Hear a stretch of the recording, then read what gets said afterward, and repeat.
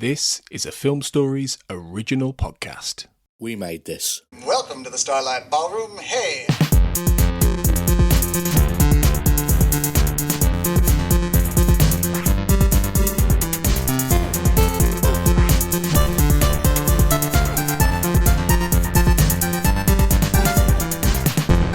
Welcome to Shipwrecked Comatose, a Red Dwarf podcast only on the We Made This Podcast network.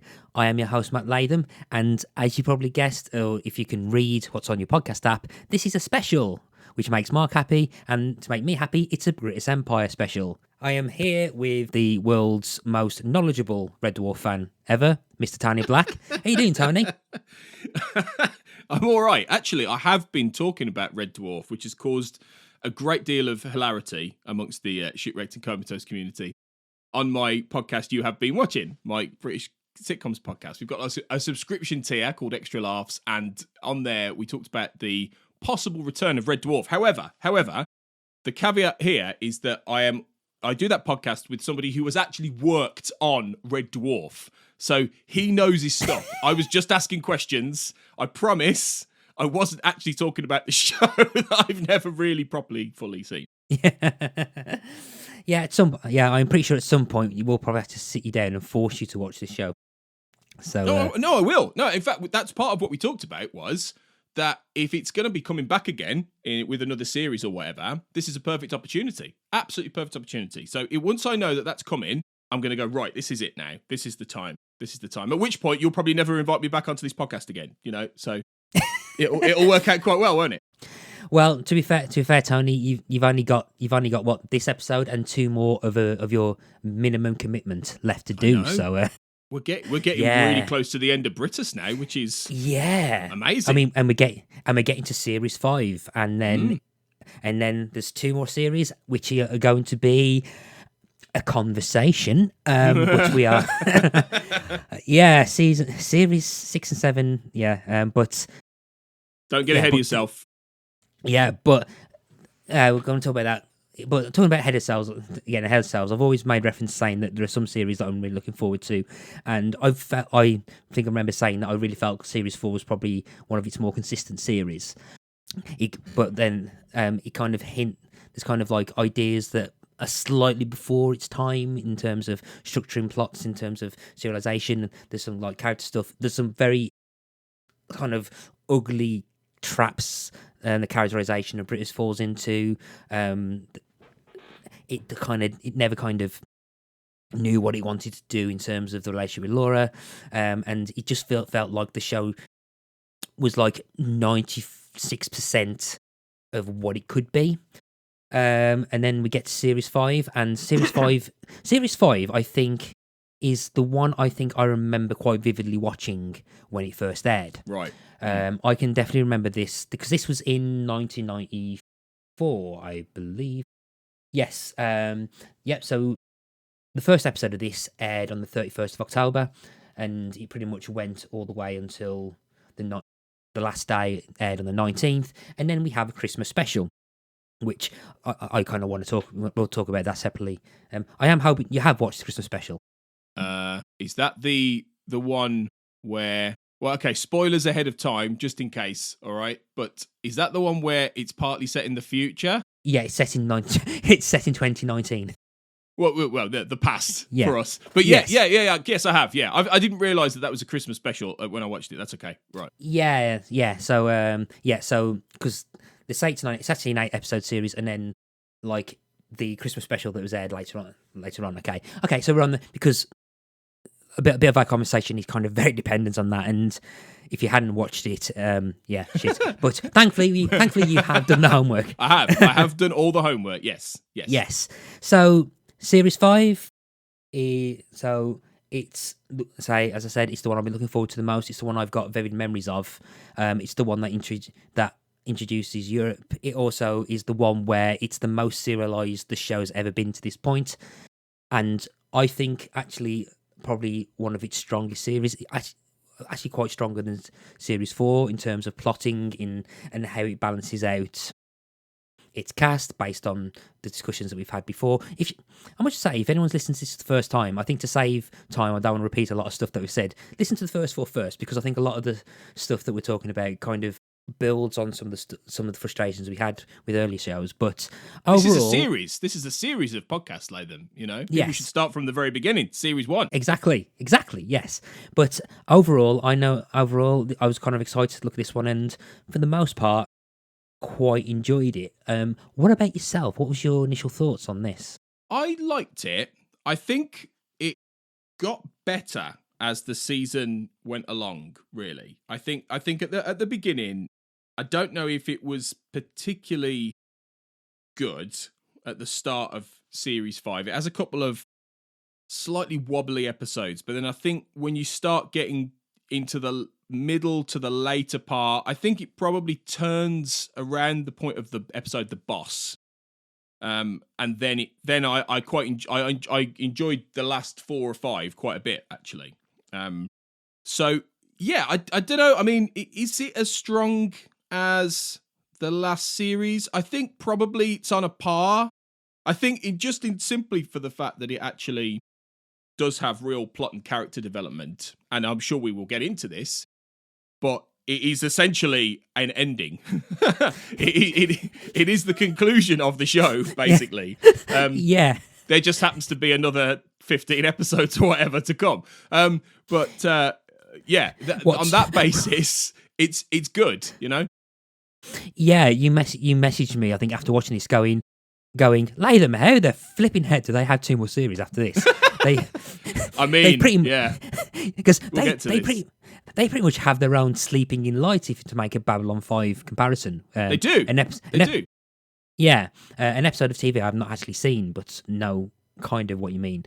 But in my head, for something that I have watched, it feels like the last third of the final series of DS9, where it suddenly went balls to the wall, serialized, more or less, building up to an ending. And I mean, the creators didn't actually couldn't have listened to our podcasts from the future unless they had time machines. But one of the criticisms I think we had, you don't know. Who knows? Don't discount anything, Latham, especially in the world of the Brittas Empire. Yeah, almost anything can happen. Let's face it. yes, we'll get to that because we'll get to that because there's the episode that I've been wanting to talk about for the last 5 episodes we've been doing this. But I think particularly. And I think we notice this particularly in modern comedies or modern American comedies. Again, I'm thinking of the Greg Daniels, Mike Schur things, because we've talked about the US Office and everything. But one of the things that they've often done is, because things are slightly more serialized, we kind of serialize with them. It feels like as plots are building through, an ensemble kind of fits in to certain bits and kind of drifts in and out to the point where, even though you've got standalone plots, ongoing storylines and development of those characters are more naturally inputted in where they want to be. So where you have, so for the first few episodes, you don't really have much of Tim at all. But then I think as the character as kind of Gavin's character gets quite a good chunk of development, like his role in his kind of relationship with Gavin affects kind of has ramifications that on and stuff, and there's some nice, really good, strong continuity throughout those, which pays off quite well. And I feel as if the balance of character is a lot better this time. I'm not. Would you agree with that or not? Or? No, I think so. I think there's still a couple of characters who get a bit shortchanged throughout this, but that's always going to be the way with the Brittas Empire. I think on the whole, there is they give Carol a little bit more to do, for one thing, which is good. She gets a little bit more. I think the balance is a little better. Yeah, amongst most of them, really. Mm-hmm. The one really that struck out to me as having nothing to do, that they could have absolutely done more with, is Julie, the secretary. Yeah, but she's busy. Yeah, that's true. Yeah. I'm busy. Yeah. Yeah, but they're on the whole, decent balance. So I think as we do last time, I think we'll probably go episode by episode. So we've got 9 of them this time. So we begin with the old story, which is basically songs of praise going to the newly rebuilt Whitbury Leisure Centre. Whitbury Newtown Leisure Centre. Yeah, it's something to do with that. Whitbury Newtown Leisure Centre. Says the man who's the biggest Brittas Empire fan I think I've ever met in my life, and he can't pronounce the name of the leisure centre. Yeah, but so Songs of Praise turn up to the leisure centre, and after kind of being destroyed, and so Songs of Praise. You just got to go with that, really, haven't you? You've just got to go with the fact that, you know, they've had the money, the funding, you know, it's exactly the same as it was before. Like, they've not even given it a redesign. Like, it's exactly the same. It's like, okay, fine.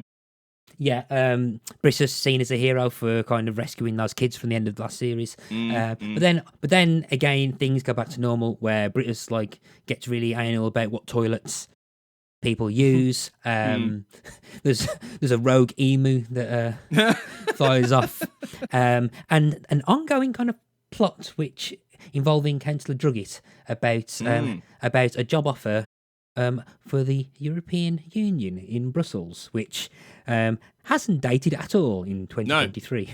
The European Commissioner for Leisure is the title, the job role. And back in the day where, you know, everyone loved the EU, wasn't the EU great? Oh, we'll be in the EU forever, yay! To be fair, if they were ever going to do a Brittas Empire reboot, I think in the post-Brexit era, that would be very, very interesting, actually, because you could get into a lot of the, the funding cuts and Brittas being you could get a lot out of that, I think. But yes, sending him off to the EU. Is it one of those things where it's a bit far-fetched in that as far as we know, he's just a leisure centre manager, really. I mean, it feels like one of those things where Druggett has used his pull, and he must have fairly sizable pull if he can get him a job like this. I mean, that's quite a big job. Like, this guy's just a local councillor. I mean, who does he know? Does he know the Prime Minister? Has he called up John Major at the time and gone, John, we need to get rid of this guy? Then again, though, I think all Druggett has to say is, do you want to get Gordon Brittas out of the country? And there's probably quite a few people, considering the ongoing joke that people may have already know about Brittas. To the point that if they probably would have had a cameo from John Major going, like John Major just like looking really surprised at the mention of Brittas, and he goes, "Hey, and Druggett going, do you want to get rid of him?" And then John Major going, "I'm listening." Yeah. I mean, I'm surprised they didn't, considering this is like the height of Brittas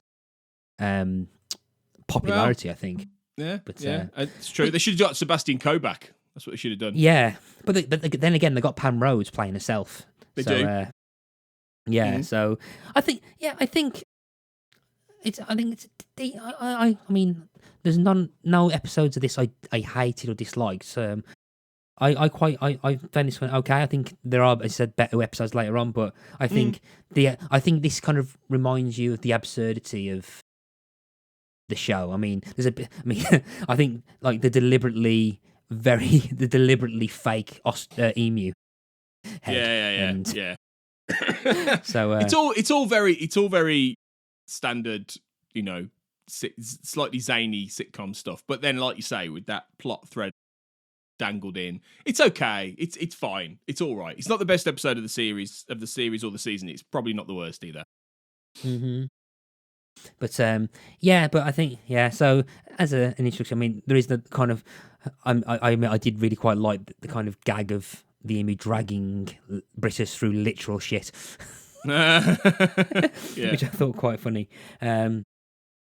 But so we get to so we move on to episode 2, which is Blind Devotion, which kind of has the kind of slightly ill-judged ongoing character thing of Brittas's dislike of Colin, even though Colin is pretty much the biggest cheerleader and like biggest supporter and admirer of Brittas. And basically Brittas has been trying to fire Colin, and I think this is an episode which I think gives Mike Burns a lot to do. And I think kind of Mike Burns sometimes, I think he's kind of just underneath Pippa Haywood and Harriet Thorpe in terms of the MVP rankings, because I've always had a soft spot for Colin as a character, and I think this is kind of, it doesn't turn you against Brittas, I think, but I think you're immediately on the side of Colin, I think, throughout all this. And the episode kind of shows you that, hang on, he might be slightly, he might come across as inept or weird, but Colin has a very specific purpose, and it gets him out of the assistant manager role and into what I've always assumed he was, the kind of caretaker who does all the jobs no one wants to do. Yeah, no, totally. I didn't like this one particularly, because I think it was unnecessarily cruel of Brittas here. Like, yes, okay, Colin's always annoyed him, but it's like you say, no manager of that place would be able to deny how hard Colin works and how he, I mean, the show, I'm surprised the show has never has not done more Star Trek gags, because he is like Scotty in the engine room, keeping the place going. It feels like they should have done more gags like that, really. But he is quite a central part of the functioning of that leisure centre, as awful, as pus-ridden and ghoulish to look at as he is. So I don't really buy that you'd want to get rid of him, in a way, and it feels like a contrivance just to be able to have, put Gavin in a difficult position. And that I do like all that stuff throughout this series, and they do a little bit more with it later. The idea of Gavin having to, be in that position where he has to be a bit boss-like, because he's absolutely not suited to it. If anything, it would be Tim who'd be more likely to be able to do that, because he can be a bit more cutthroat, whereas Gavin's a bit more like, oh, I don't know, oh, I'm so terribly sorry. So, but that's the comedy of it, because Brittas is such a, now, Gavin, you can go and sack him. Whereas Gavin's like, oh, so that's where the comedy comes. But that works. But I think, I think it was just a bit cruel, to be fair.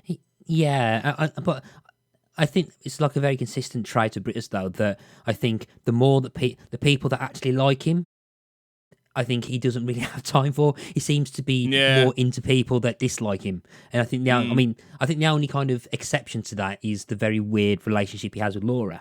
Yeah. But I mean, I think I did kind of like some of the gags in this. I think there's the kind of undercurrent of dark comedies in there, because I did actually really enjoy a blind Colin trying to be a lifeguard and just knocking people out with a massive pole, trying to rescue people, and just causing massive concussion. And for a series, it actually has quite a low body count, actually, but. When you have to say that about a 90s British sitcom, that's quite a low body count, actually. Yeah. That shows you how unusual it is. But again, I think in terms of, we're still in the setup of stuff that pays off later on. Yeah, it's not the best use of Brittas. I think it's considering of and again, it's probably it links back to perhaps some slight inconsistency of the character that we've noted in the past. Yeah, but it does have one of my favourite lines of the series so far, which is basically emergency toilet procedure green, which which I just like a random phrase that I just kind of just love. But in terms of, so we get into episode 3, which is Brussels Calling, which my handwritten notes that I have here, it's the least that I have. Now, I don't know whether it's because I don't have much to say or whether I was engrossed in it. I can't remember. I did watch this episode about a week and a half ago. But this is the one I think kind of emphasises kind of Brittas as a character in the fact that he's constantly calling, to the point that whenever the phone goes off, people immediately know it's him, rather than actually people phoning to the centre and stuff. So he's in Brussels, just on the phone, managing from hundreds of miles away. But then we also kind of get the fact that we get kind of manic Helen, and kind of revisiting character tropes, which I think, as we discussed in the past, I don't know if are the right calls, because she basically ends up cheating on Brittas again. Yeah, this was the bit in this one that made me go, what? Because the thing is, to be fair, right, what we've got to accept with this show, and I think this is, if I'm honest, and I know how much you love this show, and I get it, but this is why I wouldn't put it on any kind of great list of shows for me, because one of the things that, aside from the fact I don't find it massively funny half the time, but the other thing is that the characterization so often is completely all over the place for certain people, and we've talked about this in some of the other series, where they'll suddenly go down a weird, does Brittas and Laura love each other? And then suddenly, her American ex-husband, she didn't want to know he's back. And then suddenly it's, okay. There aren't many consistent character beats throughout this show. And they seem to just go wherever they want to for the purposes of a gag. And Helen is a great example of that, because this felt very much like a first or second series plotline for Helen, where she just casually goes off and shags this guy. And it's a bit like, okay, she's a bit mad, right? And she always has been, but great comedies can do both. Great comedies can set up a really brilliant gag, but either the characterization's consistent or characters grow and develop. And I'm not saying that doesn't happen completely in Brittas, but I'm saying it doesn't happen enough. And then you end up with an episode like this, where this is probably the weakest one. I'm going to venture, actually, because yes, it's a simple of this series, because it's a simple setup, and it's a very Fawlty Towers-ish idea that he's trying to manage the center when he's off, and it's all going crazy when he around it. But it doesn't. Those kind of things really irritate me, because it's not consistent, and I think comedy doesn't have a free pass to be inconsistent for me. That you can't get away with that in drama, but equally great comedy does it anyway, and so I was disappointed by that plotline, because it doesn't fit where the show is now, which is what you just said, essentially. Yeah, I agree with that. I mean, annoyingly, just kind of, it's used quite well to set up the plot for the next episode, which I think which is actually one a lot better. Which is just annoying of what it's called, what it's setting up. I will admit I did quite like the idea that Helen was accidentally, well, air quotes, accidentally almost tries to run over one of her kids' teachers, and then but I do quite like the fact the teacher is actually in the centre, assuming that she's trying to kill him again. Yeah. No, that's okay. That's silly. That's a silly.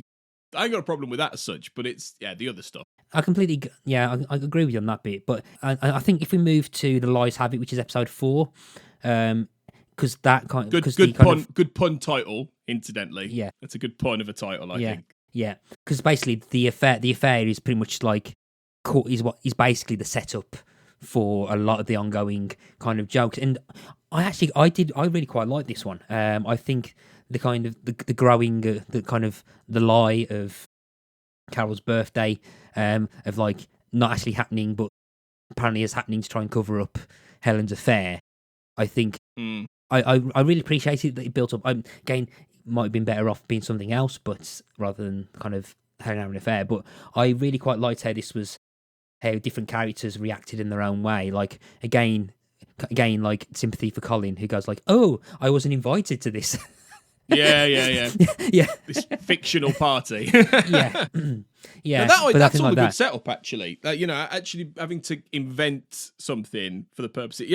That's a good comic idea, definitely. And I'm not a super fan of the reason behind it, but yes, it's a good comic setup. And this one actually, it has quite a few things going on, doesn't it? It's quite, it's got various stuff like Laura's husband's back. Tim's finding out, Gavin's studying management, all this. So there are plot developments happening as well as the adultery stuff in the mix of the episode in a more specific plot-driven way than previous series have done. I would say this is an example of that. Yeah, and I think, and again, there's damage to the building. Yeah. But I think this also sees the return of Laura's husband Michael, and I know we've not been particularly fans of the character itself, but I think he's worked well here as a kind of foil. I think he's like he's just like Mm. he's more deliberately. I think he's here just to deliberately wind up Brittas. Yeah, he is. Yeah. Yeah, and I think Brittas's distrust of him immediately makes him believe that he's having an affair with Laura rather than Yeah. Helen having an affair. And I really quite like the building up stuff, and I quite like the setting up of things playing off. I mean, I think this is the episode where Tim makes fun of Gavin's tie, and it's the same. And then Gavin is wearing the same tie in later episodes, which I remember making a note of. And it's that kind of nice attention to detail. It's that kind of attention to detail that kind of works really well. And yeah, and it kind of like builds on the kind of very low-key relationship between Gavin and Tim, which again, like 8-9-year-old me had no idea they were meant to be a couple. Yeah. But this series at least is making that a little bit more explicit, in terms of what at them actually being together. There were moments in this series where there were certain, I can't quite remember when and where, but there are moments I noticed that it's more alluded to specifically that they are together in a way that maybe it hadn't been in previous series. Yeah, I think I agree with that. It seems a lot more. Yeah, it's a lot more not out there, but it's apparent, or if it's less simplistic again. But the idea being is that Brittas has no idea. He just can't read subtext. No. Again, we have as with the damage to the centre, there's the builders. There's the nice ongoing gag with the builders, and just like Brittas is interfering, pretty much gets them killed. Yeah. Which I think, considering a scene in the last episode, I'm surprised doesn't come back to literally haunt Brittas, or Karma doesn't come back and get him in the arse and stuff. But yeah, it's just like the fact that the series is still not afraid just to kill a bunch of people, including electrocute. Because initially I thought that the gag was that it was just going to be that they're just stunned into silence. But then there's a bit where saying they've not left their van for hours and then haven't moved, and I'm like, oh crap, they've killed them. Yeah. Halfway through the series, it's starting to reveal the hand it's playing in terms of what it wants to do with character development. This is when Laura's pregnancy is revealed, and I think it's particularly here as well. This is the point where I was thinking, oh, hang on, they're starting to, because Julius and John doesn't return for 6 and 7. No. So I was like, and initially I was thinking, as I was watching this, I was like, oh, but did they know ahead of time that she wouldn't be back? But the story, the behind the scenes story is a lot different actually. But we'll probably get to that like next episode when we cover series 6. But I was like, oh, are they giving this stuff? But no, what's actually happening is that they're starting to lay the foundations to actually end the series. So they're starting to build, so they don't rush. So they're not rushing everything into one episode. And I really quite appreciate they're actually taking time to do that, rather than perhaps just having an hour and a half episode to tie things up, or a Christmas special that's going to be 50 minutes or something. But that's actually quite rare. That's actually quite rare for TV shows, particularly sitcoms at this time anyway. Normally it wouldn't work like that. Whether quite often they wouldn't have necessarily been planning the ending at all. And it would just turn out, oh, we're going to end it. Or they get to the end of a series and they go, okay, well, we won't do any more.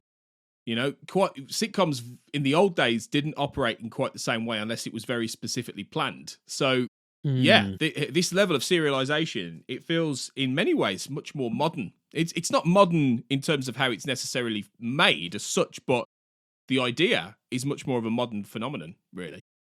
Yeah, and it's like it's rewarding people that stuck with the show, I think. So if you've carried on watching week to week, it's a nice kind of building up to something. And yeah. So like as kind of Brittas starts to wonder about his legacy after he leaves, that's when he starts to look into Gavin as kind of management material. And it's a nice kind of building up to that, and carrying on from that of Gavin's management potential. We get to the start of the second half of the series, which is The Boss, where Brittas makes Gavin manager for a day. I've forgotten what his surname is. Forgotten what Gavin's surname is. Featherly? I was going to say Weatherby, but then if it's Featherly. It's like there's a lot of similar sounding surnames. Yeah, yeah. Colin Weatherby, Gavin Featherly, right? Have I got that right? Yeah. I think Are you so. Googling? Yeah. Are you Googling? Yeah, I'm Googling. Just need to play some like supermarket music while you're Googling. Yeah, it's Gavin Featherly. Okay, yeah, Gavin Featherly. Excellent. Okay.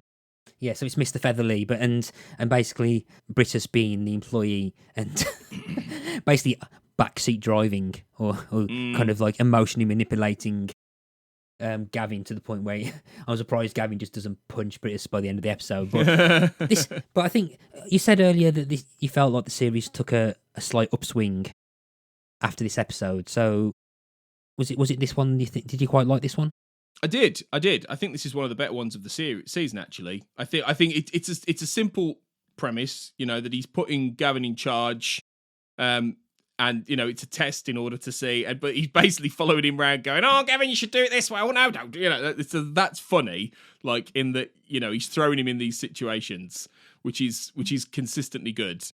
So I think it's just a well executed comic premise, really, throughout the episode. And there's other stuff going on. I mean, I actually thought the subplot with Carol and the old guy Gerald was actually quite sweet in a way, because it's like she just wants to essentially have a family, and this is obviously something that will come in later with Colin in the series, in the season, but. She just wants to have a family and have that security, you know. And even though there's the comedy of him being like about 80 years old, and he's you know, and then you know he dies in one of the most typically British mad ways of just bad luck. But it was quite sweet, really. I thought that as well. So you had that nice little B plot going on at the same time. No, this was a really good one. Yeah, I enjoyed this one. Yeah, and again with the typical kind of escalation of catastrophes that I think to the point where Gavin gets kind of poor Gavin gets wind of Brittas doing all this kind of stuff. So whenever people are saying, "Oh, there's so and so," which are actually happening. So there's like where Colin keeps saying, "Oh, there's someone who's trapped in like one of the sunbeds." And like Gavin's like, "Oh, shut up, Colin!" And just kind of dismisses it to the point where there's the gag of the woman being stretched out, like completely fried, and like, and then I think, and it kind of ends with like people getting really complaining and like threatening Gavin. Goes, "Who's the manager?" And Bruce is like, "Oh, Mr. Featherby." And I was like, "Ah!" And then he gets like the shit kicked out of him. Yeah. But again, the kind of dark comedy aspect of it, and I mean, a lot of there's kind of like a genuine I think there's a bit of the audience to go, "Oh," when the weight drops onto the head of Carol's kind of suitor, Gerald. Yeah, and because I think there's a lot of audience sympathy for Carol, and definitely, yeah. And we've said as well, we've sung Harriet Thorpe's praises a lot, and she's you can't help but like just have kind of feel sorry for her even more than Colin at times as well. But yeah, I think the boss was generally really good at episode, and then we moved to pregnant, which with an exclamation mark, pregnant, which if anything, I think the suspension of disbelief gets tested here, because I can't buy that Brittas is that kind of ignorant that all the women in the centre are pregnant. Yeah. The gag being because that gag, I don't know, there's something about that gag that didn't hit. I think you have to accept that what the show does sometimes with Brittas is make him way too oblivious for his own good. You know, he's clearly an intelligent man, like, you know, he is. Yes, okay, he's got no self-awareness whatsoever, but he's not stupid. And I think at times the show makes him not see things that he absolutely would see for the purposes of comedy, which again is an inconsistency, and again is something that means it stretches credulity in a way that, for me, takes the air out of the comedy in a way. You know, it makes it less funny for me really, in those kind of situations. But I think this one is a typically sort of, it's quite an old-fashioned comic plot, really. Oh, who's pregnant? Oh, who's it going to be? It's like comedy soap opera in a way. And I think it was fine. It was okay, but it's not as entertaining a comic setup for me as something like The Boss was. There's a slight bad taste to that plot line as well, because like they kind of end up making Brittas extremely transphobic. Where when he suddenly thinks that Tim isn't male, and then basically thinks he's a threat and a predator or something, and that kind of didn't really play off that well, I think. So yeah, no. And I think, and I mean, they had something very similar, I think, in the first episode where he kind of almost accuses Tim of being like a perv as well, and it's a trait that I kind of hoped the show had forgotten about, and unfortunately not. But yeah, so a bit of 90s ick there, just to borrow a phrase from Mark. 90s ick, yeah. There's plenty of that floating around. Yeah. And that's an example, isn't it, of where it just wouldn't be written that way these days. For good reasons. Also, into that, there's the weird kind of thing with Colin and Carol, about Colin and Carol, where Brittas assumes that Colin took advantage of Carol.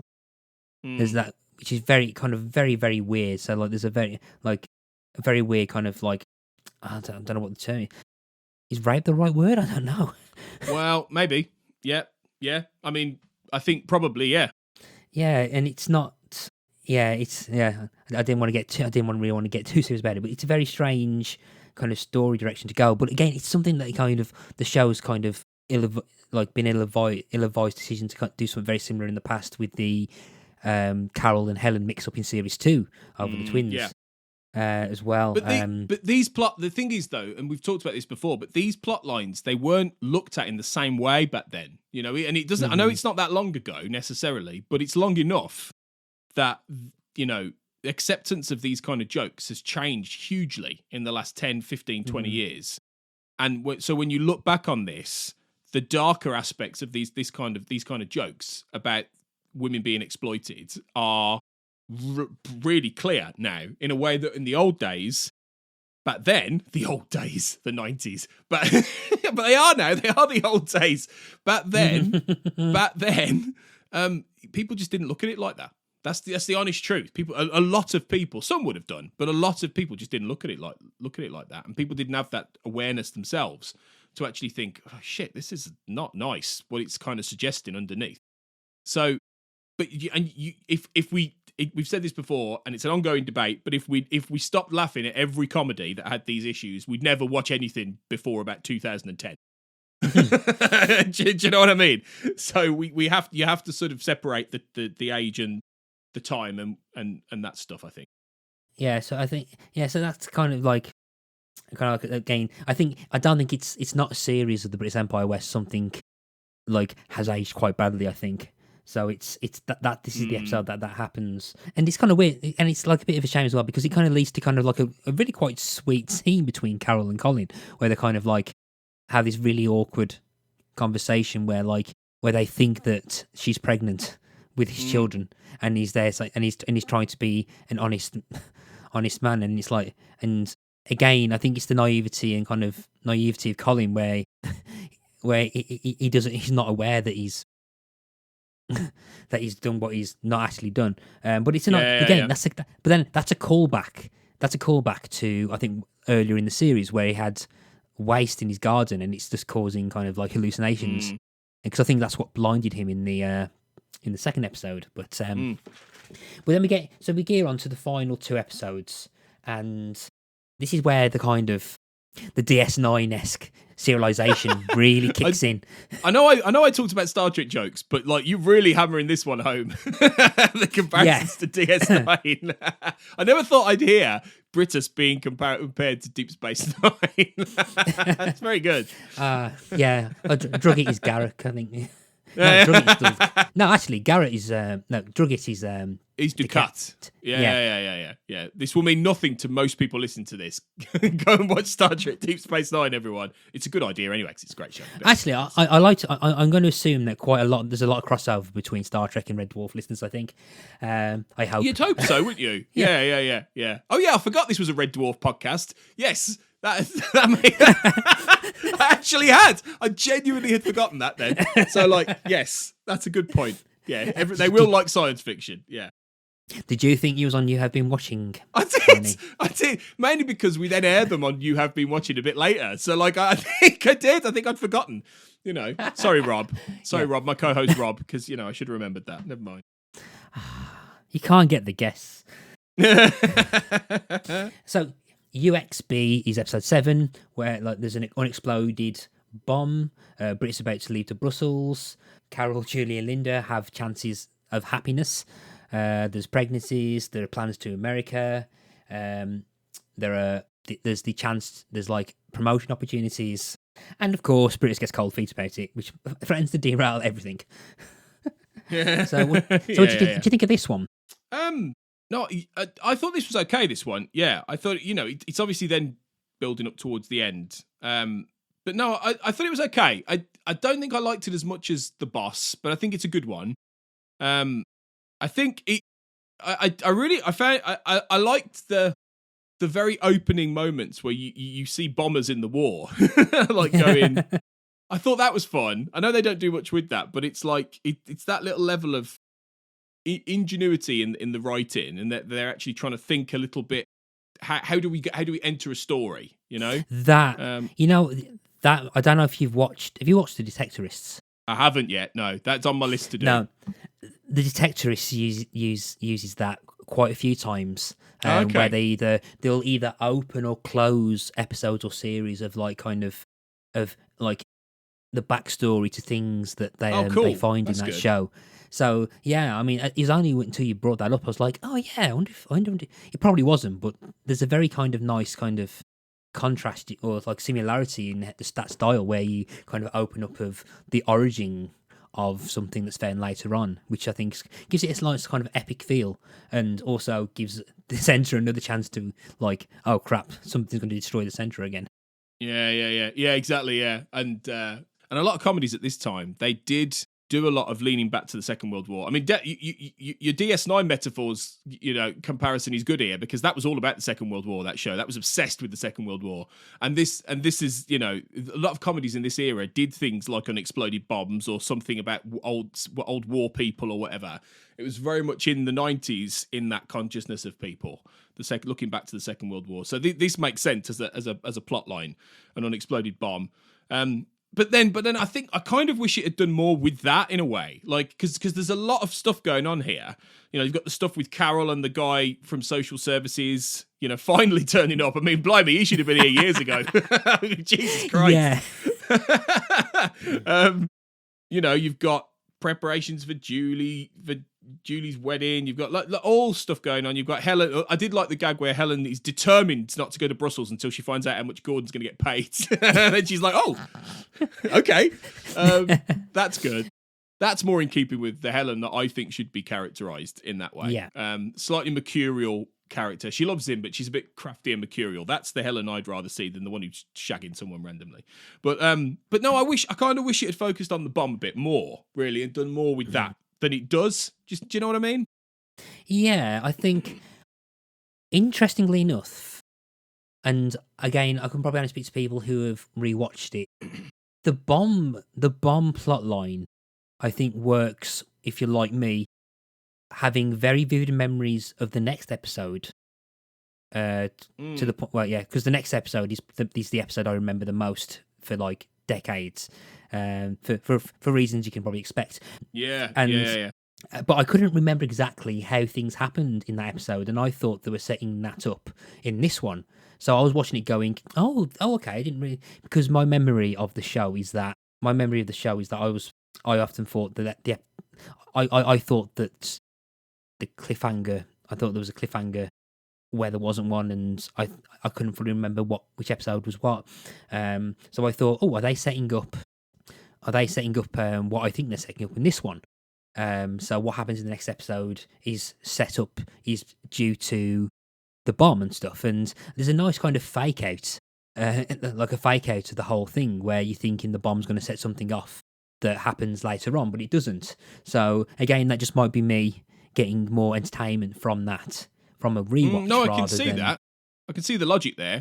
Yeah, especially in the vein of this all being an ongoing set of storylines. Yeah, you could imagine how that would tie into the finale. Yeah, I think the show's kind of making fun of its own expense. So you've got like previous series having the centre being destroyed, kind of being destroyed through all sorts of different ways, and I think it's a case of, oh no, there's a bomb, it's going to cause more damage, it's going to blow up the centre, and I think the kind of joke is that it doesn't in the end, and I think that's perhaps the writers having it.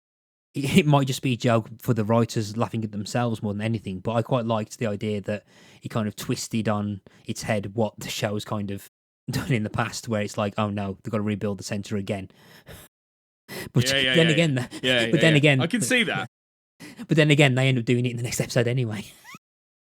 Yeah. But you know, I get it. You think that again, it would have been nicer to have a little bit of more self-awareness, but I suppose there might be. Yeah, I can see it. Maybe it's playing on its own history in a way. Yeah, but around that, I mean, aside from, I really quite like the physical gags of Mike Burns carrying the bomb, trying not to set it off, and then getting concussion again, and forgetting about it. But all the kind, it says all the layering and setting up of character arcs. I think Linda finally gets a character trait in that we find out that she wants to be the first female Bishop of Canterbury. Yeah. I'm assuming we haven't had one since this was aired, have we? There will be. I'd love to be sure. I don't believe so. I'd love to be sure. And obviously, female, vicars and bishops, etc., have definitely got more common over the last 30 years. But I don't know enough about the Church of England to know for sure, to be honest. But probably not. So that's a little bit of a forward-thinking idea that it's doing. You know, it's actually trying to give her something to do at once. Right at the very end, give us something of note. Yeah, definitely. Yeah. But yeah, I think it's like everything's all gearing up to like happy endings to the point where it's like, yeah, oh, okay, they seem to be they are building up to the end of the show. So what's going to happen next? Yeah. And then we get to the last day, which and I'm genuinely surprised because I often thought the show went this outlandish earlier, but yeah, because if this and the next episode were definitely the last episodes, then they would have gone on a kind of high, because this is the episode that I've been hinting to for ages since we started, and I've been so looking forward for years to get your reaction to this episode. So, Tony, what did you think of Brittas dying and being chucked out of heaven for being too annoying? I thought it was great. Yeah, I did. I mean, it feels like the summation of the show in that way, really. You know, in that it reminded me actually of the end of Curb Your Enthusiasm Series 5. And I don't know if you've seen that, which appropriately Series 5. They do. I'm not saying there's any kind of inspiration from Brittas, but they do a very similar thing where Larry David goes to heaven and he encounters his foul-mouthed mom and, ends up, meeting a couple of angels, played by Dustin Hoffman and Sacha Baron Cohen, actually, quite funny. And then he ends up going back because his time's not. So it's for a kind of, and obviously in his case, he's like an annoying misanthrope, but there's almost a similarity in some ways between characters like that, like him and Brittas, because they're both people who everyone else around them gets constantly frustrated and annoyed by, because they have a very singular view of how they want things to be done, or what they think should be done, and the rules of how life should be. Larry David probably has more in common with Victor Meldrew in places, although he's a lot harsher, and Victor Meldrew is a big softy really underneath it all. But my point is that those kind of Brittas, he's in line with those characters in the sense that he's exactly the kind of person he's got good intentions, but he'd go up there and he'd drive them mad with bureaucracy, and he'd drive them mad with that system's a little bit outdated, isn't it? St. Michael, you could, so I totally get it, and I think it's a good comic. It's a good comic idea, and it's executed well. I think the two angels are really funny. One of them's like, no, just get rid of him. Like, don't mention that. He's got to go. We've made a mistake. We need to not chew here for another 30, 50 years. 50, yeah. That was really good. Yeah, 50. I thought it was very funny. Yeah, it was. What did you think about the manner of his death then? Like, because that was quite dark, really, and quite like it messed up, wasn't it? In that sense, and the fact that then you have, I mean, let's face it, it absolutely goes into the world of the supernatural in the very end when he's literally banging on his own coffin to get out. Like that's when it absolutely tips over into the supernatural world. But what about his death? What do you make of that? Again, the memory of Gordon Brittas being flattened by that water tank has stayed with me for years. The whole gag of him being sent off, that whole 50 years thing. Yeah. That, I mean, it's been a good 15, 20 years since I've seen this episode, and in my head, it is exactly how I remembered it. In terms of, and so I always thought that it's in fitting with quite a lot of the show. It's kind of like the dark comedy that it focused quite a lot on death. It's resulting of again more damage to the center. It's it's kind of, it's like not the ineptitude, but perhaps him, even though he's usually very anal and bureaucratic and micromanaging to a degree, there's often chances that when he's not micromanaging stuff, that's what causes an issue, and it's because he's not bothered about the tank or not focused on the tank that has caused that. He's like not noticing really about the fact that Carol's kind of extended the cupboard into like a whole living space. Again, kind of almost leads to her getting into danger as well. But I do think that it kind of sums up Brittas as a character in that, good intentions just leading to bad mistakes happening. So, and the ultimate good intention being is that because of those mistakes that he's made and has an impact, he's actually saved someone's life. And we get the visual of that with like St. Peter putting all those pretty much, you've killed people, blah, blah, you've done this, you've annoyed people, this, and this. And then suddenly, like Pandora's box, there's that one little kind of selfless act, which kind of means that he's like almost redeemed himself in a way, but again, this being Brittas, he didn't know that he had to be redeemed, and I think that kind of is like in fitting with the kind of almost dark comedy of the show as well as the character. So I thought it's quite fitting and kind of fitting that they did that.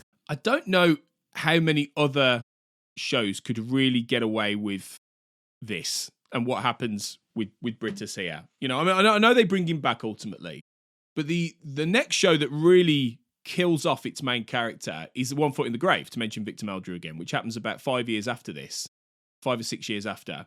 And that's a definitive he's dead, ending, and deals with it in an even darker way, to be fair, with that show.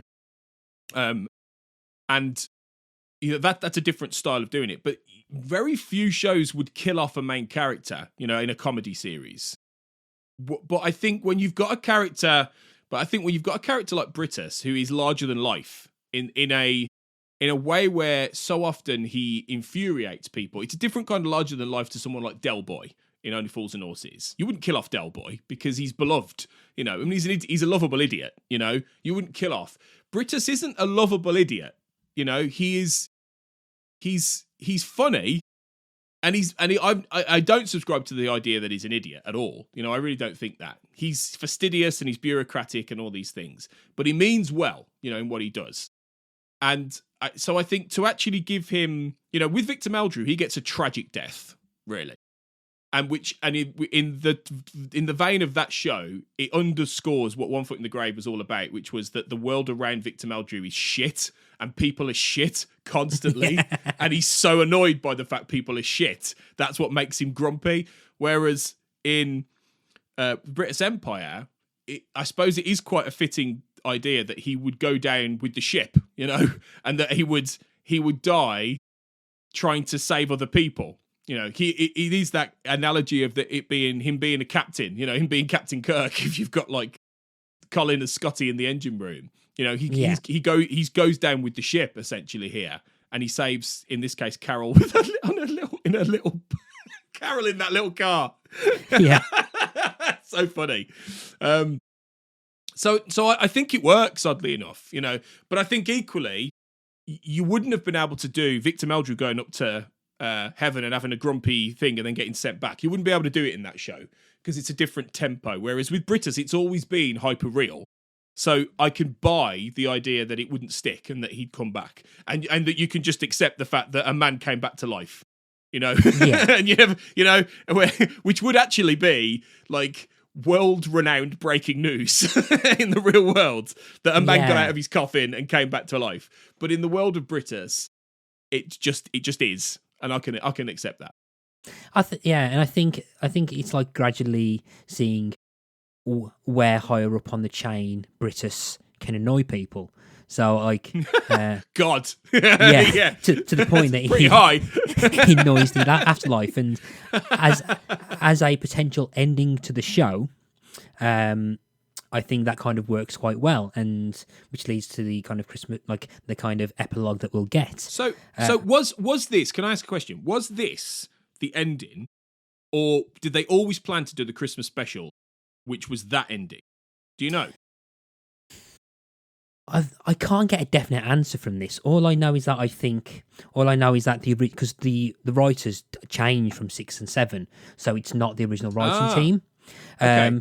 And I remember reading something a while ago, and I was trying to find it this morning, but I can't remember where I read it, where there's an interview where he says that the writers kind of don't pretend that 6 and 7 don't exist. And I kind of agree with them, because I have real issues with the last episode. The last episode I don't like. Of episode 7, of course. I think as well, originally they weren't going to have him come back. So I don't, because I think because of the show being really popular and the BBC wanting more episodes, they kind of tweaked last minute the last episode, and I think they wrote the Christmas special now as like a potential final episode.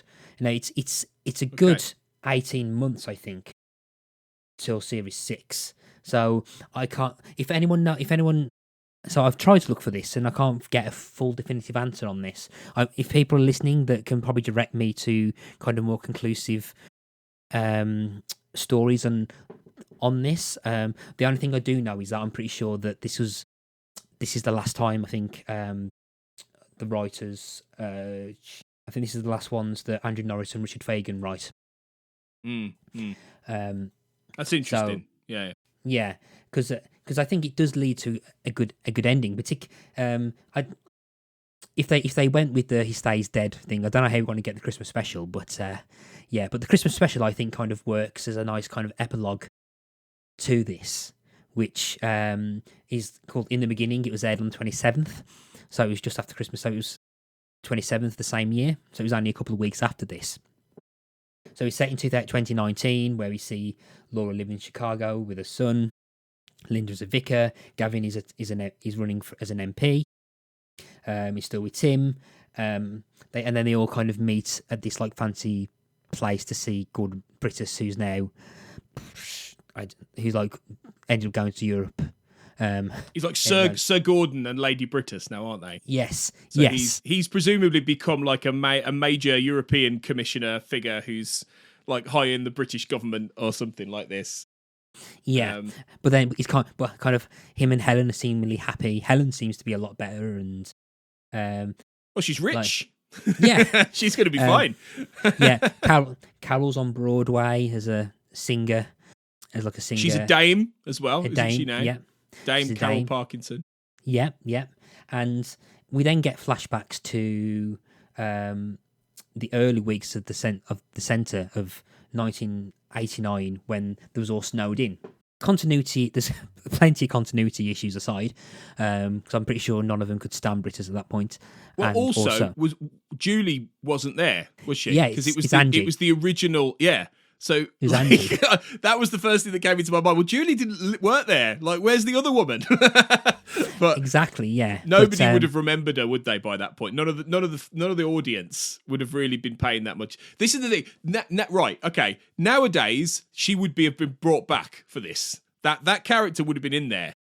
100%. This is where television has changed. They would absolutely have made that continuity tether now, whereas back then they didn't even bother with that stuff.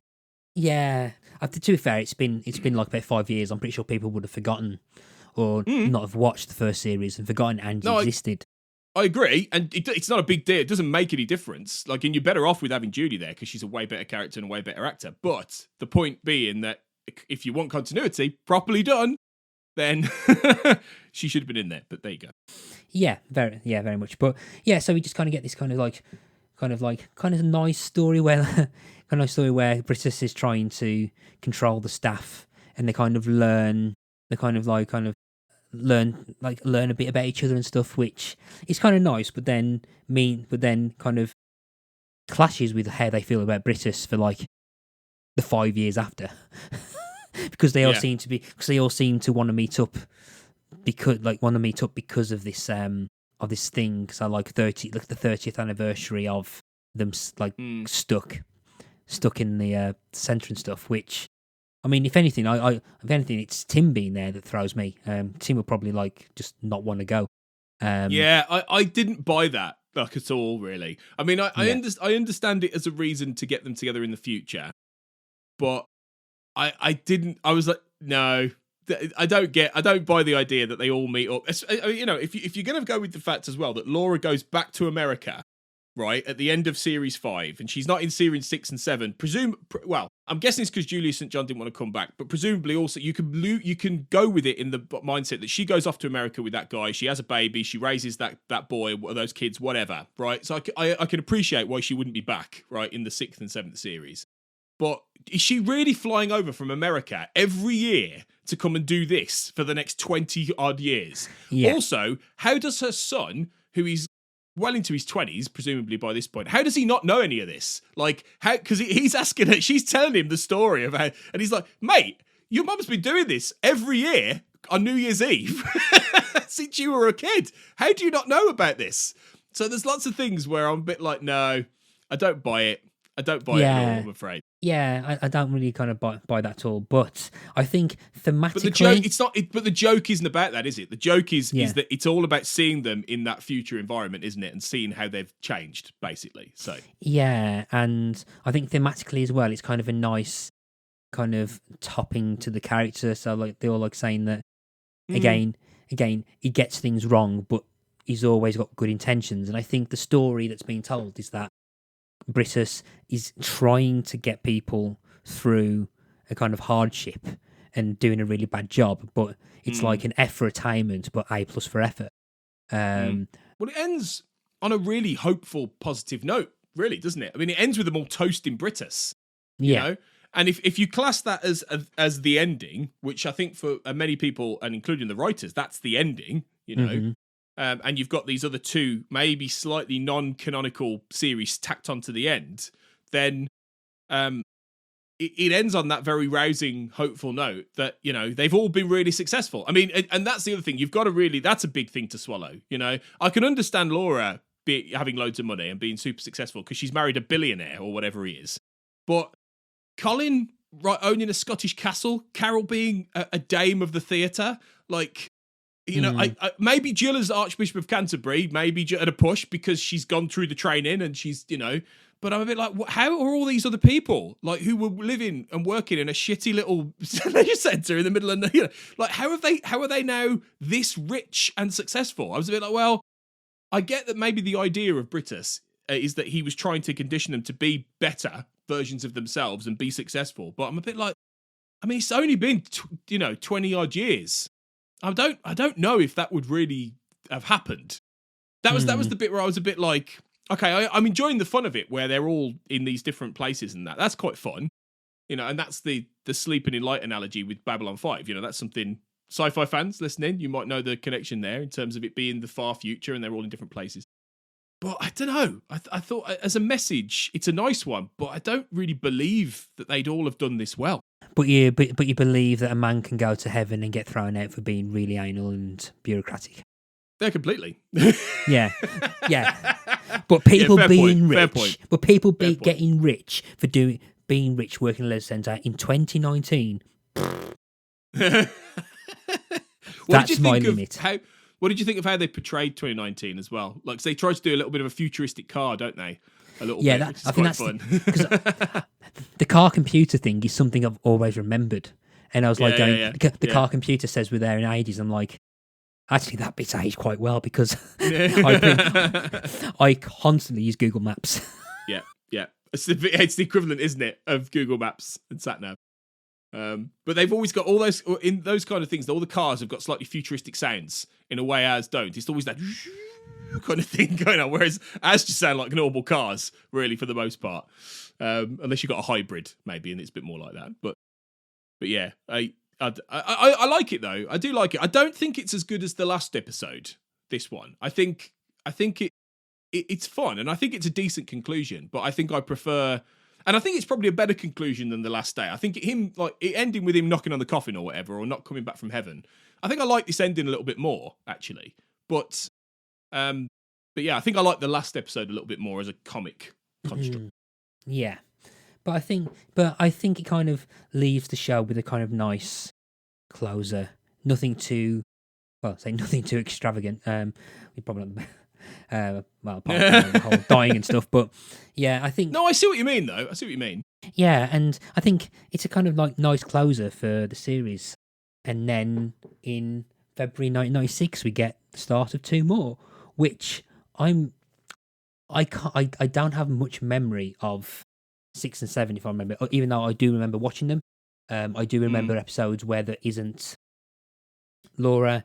There's an episode in Series 7, I quite remember, which sees them incorporate IT, which is one I can remember. Right. And also, I mean, you got no idea of how it ends, do you? No. Yeah. Don't spoil it. We'll get there.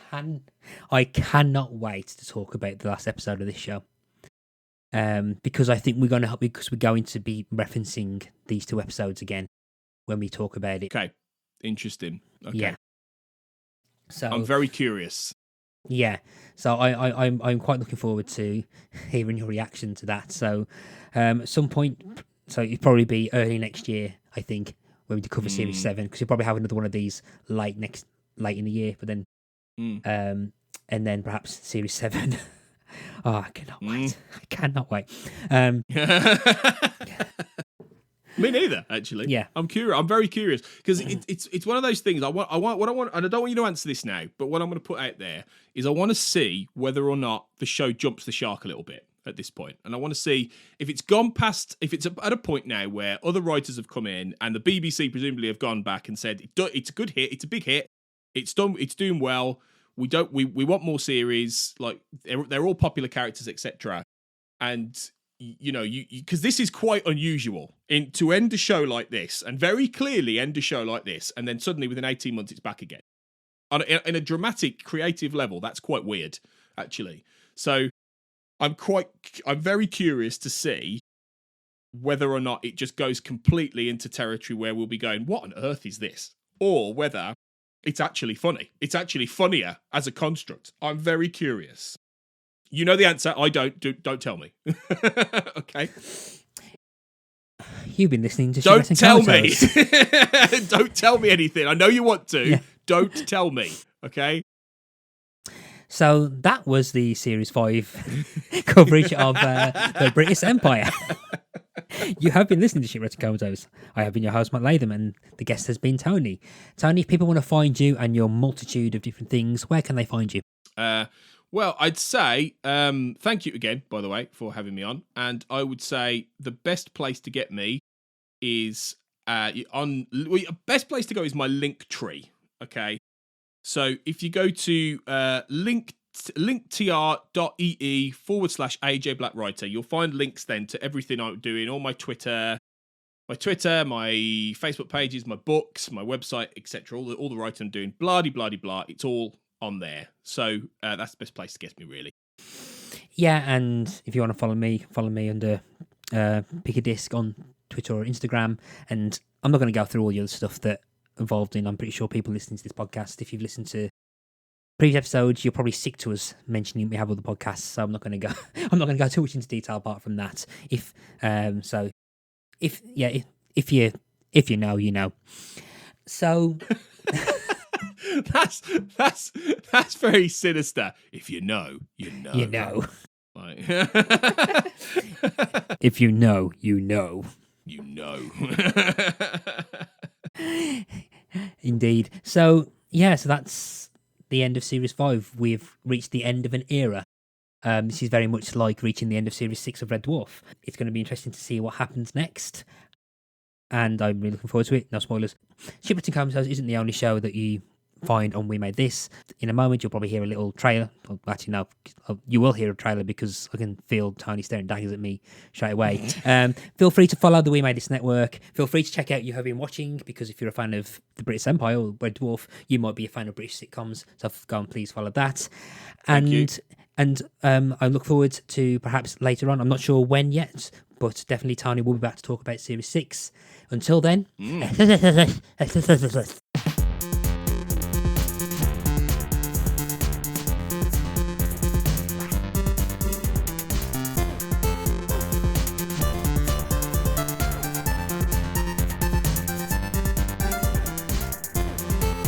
Shipwrecked and Comatose, a Red Dwarf podcast, was created and produced by Mark Adams and Kurt North. You can find us on Twitter at Red Dwarf Pod, and we are part of the We Made This podcast network, which can be found online at wemadethispod.com or on Twitter at We Made This Pod.